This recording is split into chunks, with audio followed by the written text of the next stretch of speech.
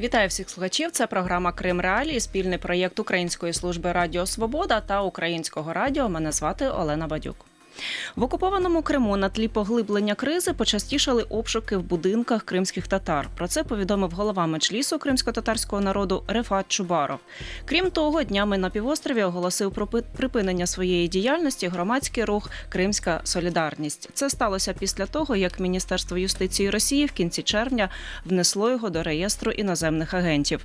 Як пов'язані переслідування з гуманітарною ситуацією у Криму? Хто з місцевих жителів перебуває в групі ризику? І чи намагається окупаційна влада приховати інформацію про реальний стан справ на півострові? Про все це слухайте сьогодні у нашій програмі.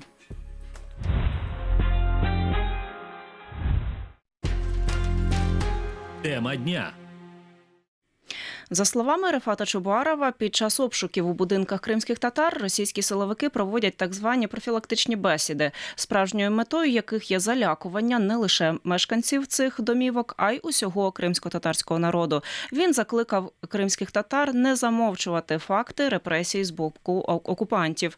І голова Меджлісу зазначив, що кожен оприлюднений факт переслідування є важливим свідченням злочинної політики окупаційного режиму і водночас способом захисту тих, хто став його мішенню. Тим часом також стало відомо, що громадський рух «Кримська Солідарність» припинив свою діяльність після внесення його російським Мін'юстом до реєстру іноагентів. Відповідну заяву рух оприлюднив 21 липня. У «Кримській Солідарності» назвали це рішення політичним актом тиску і таким, що має на меті дискредитувати рух та посилити тиск на незалежну громадську ініціативу. У заяві зазначили, що протягом багатьох років рух займався захистом людей у Криму, підтримкою сімей політв'язнів та висвітленням того, що відбувається на півострові. У Русі нагадали, що Кримська Солідарність працювала вже 10 років. За цей час її представники документували політичні переслідування в окупованому Криму, підтримували родини затриманих і засуджених, допомагали з юридичним захистом та інформували про порушення прав людини. У заяві також сказано, що багато активістів руху самі зазнавали штрафів, адміністративних арештів і кримінального переслідування, а частина їхніх колег, правозахисників, журналістів і волонтерів досі перебувають в місцях несвободи. У «Кримській Солідарності» наголосили, що рух виник як ініціатива взаємної підтримки кримських татар та інших жителів Криму, які зазнали репресій, а не як політична організація. І докладніше про цю тему будемо сьогодні говорити з гостями нашої студії. Першим до нас долучається Ескендер Барієв, голова Кримсько-татарського ресурсного центру і член Меджлісу кримсько-татарського народу. Пане Ескендере, вітаю вас в нашому ефірі. Доброго дня, слава Україні! Героям слава! І пропоную про все по черзі. Давайте на початку зараз пояснимо, і в тому числі нашій аудиторії, взагалі в чому цей зв'язок між поглибленням гуманітарної, точніше погіршенням гуманітарної ситуації в окупованому Криму і репресіями, переслідуваннями, і як це взагалі наразі пов'язано? Чому з'явився ось такий додатковий фактор тиску? Ну, в першу чергу, коли ми говоримо про репресії, які відбуваються в Криму, вони продовжуються, вони системно проводяться на території окупованого Криму. І вони якраз пов'язані з тим, що окупанти намагаються переслідувати як представників корінного кримськотатарського народу, так і проукраїнських громадян. Як я і раніше говорив, то ми спостерігаємо, що особливо з 2024 року більше посилюються такі статті, як і затримують людей, і починають переслідувати їх за такими статтями, як держзрада, як шпигунство, тобто як диверсія. Тобто це пов'язано з тим, що вони намагаються звинувачувати іменно по так називаємим терористичним статтям. Ну і коли ми говоримо про самі тенденції, що відбуваються за всі ці періоди, якраз ми за півроку звітували, то ми можемо сказати, що вони дуже активно продовжують ще затримувати людей, або навіть не важливо яким образом можуть затримати під час там руху, коли людина рухається на або можуть приїхати на роботу, або після того, як там дружина може залишити свою дитину в школі, а потім її можуть затримати, або після обшуку, і потім вони відмовляються від того, що люди були затримані і що вони знаходяться у них. І тут якраз ми говоримо про ситуацію, що люди знаходяться в статусі інкомунікадо. Ну і ми дійсно, от буквально тиждень тому, да, приблизно, ми отримали інформацію, що в СІЗО номер 2 на третьому поверсі є окремо 20 камер, де якраз знаходяться люди, які передв'язані, які знаходяться в статусі інкомунікадо. Ну, нам надали інформацію, що в яких камерах по 3 особи, в яких камерах по 4, в яких по 2. І по нашим попереднім підрахункам десь 56 таких людей, хто знаходиться в статусі інкомунікадо. Що стосується Це можна сказати, людей... єдине, що хочу уточнити у вас, пане Іскандере, що ці люди можуть там перебувати ще, власне, з 22-го року, наприклад? Ну, наприклад, от дивіться, от буквально я от зараз буду надавати інформацію. Вчора ми з'ясували одну дуже важливу інформацію, над якою ми працювали. Мова йде, наприклад, про подружжя політв'язнів Олега Платонова і Наталі Полюх. Я хочу нагадати радіослухачам про те, що ще рік і 3 місяці тому Олега Платонова, він саме це подружжя, це родина із Севастополя. Він працював в Алушті, приїхали в Алушту, його забрали. А його дружина Наталя Полюх, вона залишила дитину 9-річну в школі, і потім її заарештували, затримали, а дитину передали в притулок. І тільки через декілька місяців їх родичі змогли забрати дитину додому. От про саме подружжя взагалі не було інформації. І вчора наші достовірні джерела надали інформацію, що вони знаходяться в СІЗО номер 2. І це дуже важливо. Тому ми зараз дуже активно починаємо працювати, щоб окупанти визнали, що дійсно вони знаходяться там. І тут мова йде про те, що в статусі інкомунікадо їх тримають для того, щоб там немає ніякого рішення окупаційного суду про позбавлення волі, немає ніяких вироків, немає ніякої інформації. Ми постійно системно говоримо про те, що в першу чергу вони це роблять для того, щоб не було комунікації ні з адвокатами, ні з родичами, ні з зовнішнім міром. І отут вони вибивають з них ці свідчення, які вони потім використовують, в тому числі і в міжнародних судах. Тобто ми бачимо, як вони використовуються це. І такі люди не можуть бути подані українською стороною на обмін, що теж дуже важливо. І вони можуть бути подані на обмін, це по-перше. А по-друге, ми не можемо своєчасно реагувати, щоб компетентні механізми ООН змогли своєчасно відреагувати, що по відношенню до цих людей є тортури. І тут дуже важливо це питання. Крім того, вони дуже активно працюють над тим, щоб люди не зверталися до нас своєчасно. І тому дуже важливо, щоб люди своєчасно зверталися, коли там вони дізналися, що їх близьку людину десь затримали, або вона зникла безвісті, для того, щоб чим раніше, чим скоріше ми починаємо реагувати, тому що Кримськотатарський ресурсний центр розробив свою методику по пошуку таких людей. І зараз дійсно вже 98 людей, яких ми таким чином знайшли. І це дуже важливо, тому що ми знаємо, в якому стані вони знаходяться. Що стосується гуманітарних процесів, то тут вони просто посилюють під час цих атак з боку Збройних сил України і намагаються шукати шпигунів, так як вони називають, або ті, хто співпрацює з Службою безпеки України. І нам якраз відомо про те, що особливо в містах компактного проживання кримських татар, вони на ніч встановлюють автівки з прослуховувачами робочою технікою для того, щоб контролювати, хто, можливо, намагається спілкуватися з проукраїнськими силами, з проукраїнськими громадянами, тобто з підконтрольної Україні території. Ну і взагалі, коли ми говоримо про гуманітарну ситуацію, то там дійсно в Криму надзвичайний стан, в різних регіонах різні ситуації. Гірша ситуація на півночі Криму, коли там по 2 тижні немає світла, і також і води можуть надати воду там за 2 тижні на 2 години, або привозять воду, але там лімітовано надають воду, тобто там декілька літрів і так далі. Люди виїжджають до своїх родичів там в Центральний Крим чи в інші містах, де ситуація трохи краще, але дійсно немає світла і вимикають світло і в Сімферополі, і в Севастополі. Але коли ми говоримо, наприклад, про Сімферополь, якщо в Сімферополі таке вірне відключення, хоча годинами немає світла, то вже в Сімферопольському районі ситуація інша. І тут це також впливає як на людей в цілому, так і на окупаційну владу, яка намагається таким чином більше шукати якісь там.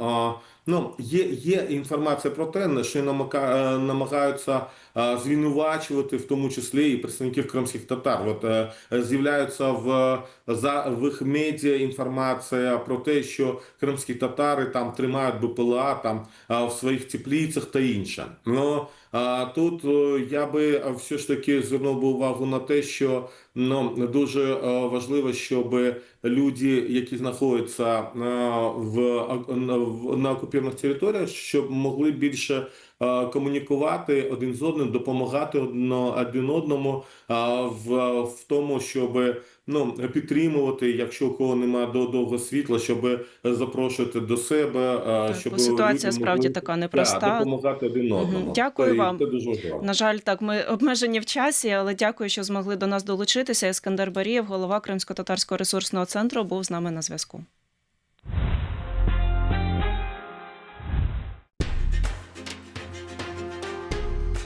Ви слухаєте Крим Реалії.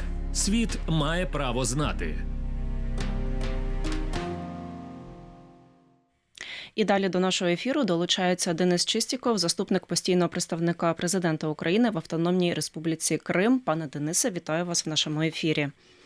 Доброго дня. Ми вже в першій частині нашої програми трошки зазначили про те, що голосів Криму дедалі менше стає. Особливо це важливо зазначити на тлі того, що погіршується гуманітарна ситуація на окупованому півострові. І цього тижня припинив роботу рух «Кримська солідарність». Що це взагалі означає для Криму і для України, і якраз у цих зараз наразі непростих умовах? Слід відзначити, що Російська Федерація веде планомірну роботу з знищення будь-якого голосу, який можливий, незалежний з можливості тимчасово окупованого Криму. І не обов'язково, який говорить про те, що чинять окупанти назовні, а й також, які просто допомагають родинам, людям, їхню правозахисну діяльність, відстоювання їхніх прав, особливо тих, які родини політв'язнів наших, які були затримані ще з 2014 року. Рух діяв, виник як реакція на масові затримання, починаючи з 2014 року, який об'єднав в собі журналістів, правозахисників, а також родини вже затриманих і ув'язнених політв'язнів. До цього руху фактично він продіяв 10 років і постійно виникали певні обмеження, які створювала окупаційна влада. Спочатку вони заборонили виходити учасникам під суди, потім почали їх залякувати, що будуть притягатися до адміністративної кримінальної відповідальності. В подальшому під час різні заходи національні, у тому числі День депортації, попереджали про якщо будуть якісь акції, то також будуть притягатися до адміністративної або кримінальної відповідальності. Разом з тим слід відзначити, що їхні учасники вже є серед ув'язнених політичних в'язнів і перебувають в російських тюрмах. Це є і Амет Сулейманов, Вілен Тимірязєв, і Руслан Сулейманов. І також слід відзначити, що також і вони затримують вже і жінок, і є представниці кримсько-татарської спільноти, які також були внесені до іноземних, названі до реєстру іноземних агентів, окремі з них родини політв'язнів, так 4 жінки затримані і також перебувають ув'язнені. Тобто Російська Федерація – це такий планомірний рух до того, щоб жодна інформація могла надходити назовні з тимчасово окупованого Криму, враховуючи ту ситуацію, яка зараз складається в окупації. Ну, тобто, скажімо так, уже це інформаційне поле, ми розуміємо, що давно досить таки сильно прикручене, так, але це такий фінальний акорд. І як, до речі, російський голова Криму у своїй риториці часто використовує, Сергій Аксьонов, я маю на увазі, тези про те, що у публічному просторі, наприклад, інформацію обмежують, так, і не всі рішення озвучують. Це він так комунікує, власне, те, що начебто стосується врегулювання ситуації на півострові, те, що начебто намагається зробити окупаційна влада. А що це означає на практиці, пане Денисе? Тобто це приховування інформації про реальну картину в Криму і таке запевнення, заспокоєння місцевих жителів у тому, що окупаційна влада начебто може впоратися? Ну, повернемось в попереднє, що попередній рух – це більше про правозахист в останні роки було, а не про інформаційне, оскільки вони вже поставили певні кордони, які або ти будеш ув'язнені, або маєш мовчати. Тому вони більше робили такої. А що стосується заяви Аксьонова, то тут слід відзначити, у них є і страх, і нерозуміння, як діяти. Тому під такими фразами, нібито таємничими, вони просто приховують свою, умовно, неспроможність відреагувати на ситуацію. Ми бачимо, що, умовно, вже майже 2 місяці, і лише на цьому тижні почались якісь такі рішення і на республіканському рівні, і на федеральному рівні, які нібито мають вплинути на ситуацію, але знову ж таки, вони їх не називають, оскільки самі не знають, які будуть. Зараз там були рішення щодо компенсацій, щодо поліпшення умов підтримки бізнесу, але знову ж таки, враховуючи масштаби тих наслідків, ці компенсації вони не покривають.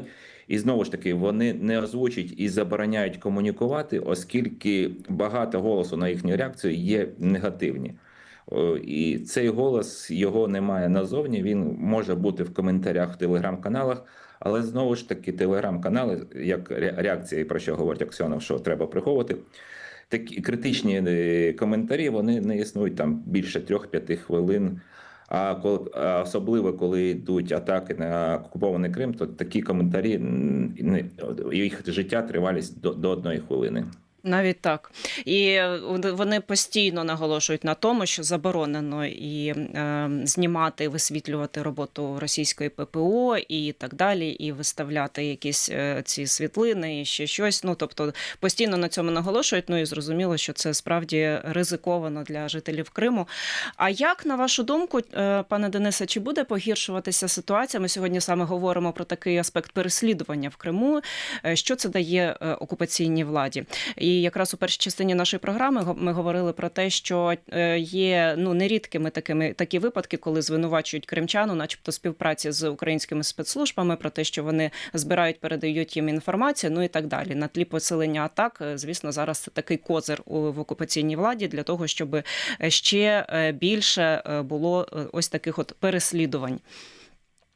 Слід значити, це було прогнозовано, представництво казало, умовно, що це один із важелів, які вони намагаються примкнути увагу. І зараз щотижнево є інформація про нібито затримання шпигунів, які передають дані. І таким чином вони намагаються перевести фокус від того, що вони не можуть регулювати ситуацію, на нібито втручання України. І що, умовно, в оточенні вас є люди, які здають цю інформацію, і це завдячуючи їм, ви в такому стані зараз знаходитесь. Крім того, вони намагаються розколювати спільноту, поширювати недовіру всередині, знову таки, щоб вони не об'єднувались. Але навіть через це ми бачимо, що через критичні ситуації, яку вони не можуть регулювати на півночі Криму, Армянськ, Красноперекопськ, окремі люди навіть виходять під адміністрації і висловлюють свою думку про це, їх притягають до відповідальності, але знову ж таки цього не було тривалий час, і це говорить про критичність тієї ситуації, яка існує на даний час. Разом з тим слід відзначити, і це знову ж таки в обговоренні в телеграм-каналах, на жаль, вони сіють і агресію щодо корінних народів на території тимчасово окупованого Криму, вказуючи про те, що навіть зараз ходять легенди, що це дрони випускаються не з контрольованої частини України, а вилітають з тих населених пунктів, де проживають компактно кримські татари. Знову ж таки, це така агресія, яку вони намагаються перемкнути увагу від бездіяльності влади саме на звичайне населення. Ну і тут ми ще навіть не зачепили фактор того, що може посилитися мобілізація з осені, але я думаю, що це буде темою окремої нашої програми. Дякую вам за те, що долучилися до нас сьогодні. Денис Чистіков, заступник постійного представника президента України в Автономній Республіці Крим, був з нами на зв'язку. І це все на сьогодні. В студії для вас працювала Олена Бадюк. Підписуйтеся на Крим Реалії, вмикайте сповіщення про наші нові відео. Але якщо ви перебуваєте в Росії або на окупованих територіях, будьте обережні з лайками та репостами нашого контенту, оскільки уряд Росії визнав Крим Реалії небажаною організацією. Залишайтеся з нами. Кримчани мають право знати.